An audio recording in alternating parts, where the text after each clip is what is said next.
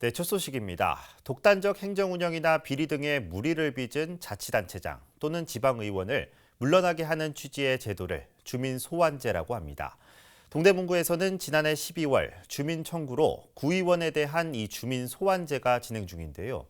하지만 청구 사유를 두고 주민과 해당 구의원은 이견을 보이고 있습니다. 어떤 이유 때문일까요? 김진중 기자가 보도합니다.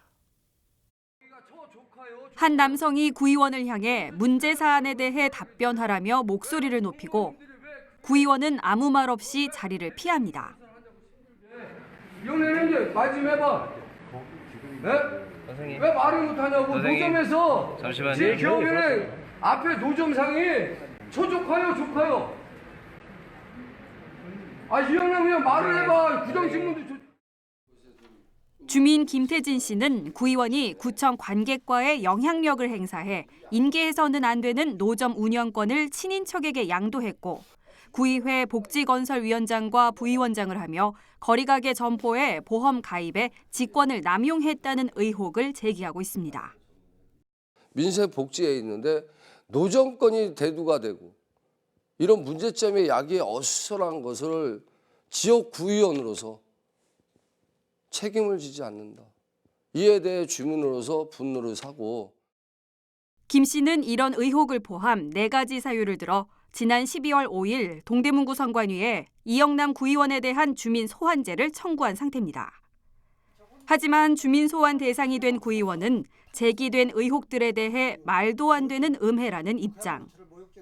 친인척에게 노점을 양도한 사실이 전혀 없으며 거리가게 점포의 보험 가입은 겸직 신고를 하고 정당하게 진행한 사안으로 문제될 것이 없다는 입장입니다.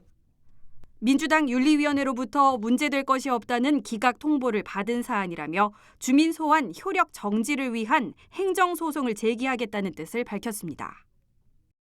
이 사람들이 이 4가지 다 허위 사실로 했기 때문에 저는 이 선관위 가서도 강력히 항의했고, 근데 이거 사실이냐 해서 이걸 만부나 인쇄해가지고 이 사람들한테 서명받게 한 것 자체는 이 실정법이 심각한 문제가 좀 있다고 봅니다. 이번 주민소환제 추진으로 주민소환 투표를 위한 서명 요청 활동은 2월 11일까지 진행됩니다. 이 기간 동안 청량리 제기동 인구의 20%가 넘는 약 8,500명의 주민 서명이 모여져야 주민소환 투표가 이뤄집니다. 동대문구 선관위는 주민 소환 투표에 필요한 선거 관리 비용 1억여 원을 지난 12월 말 동대문 구청으로부터 교부받은 상태입니다. 동대문구에서 제기된 초유의 주민 소환제, 주민 동의를 얻어 실제 투표까지 이어질지는 지켜볼 일입니다. 티브로드 뉴스 김진중입니다.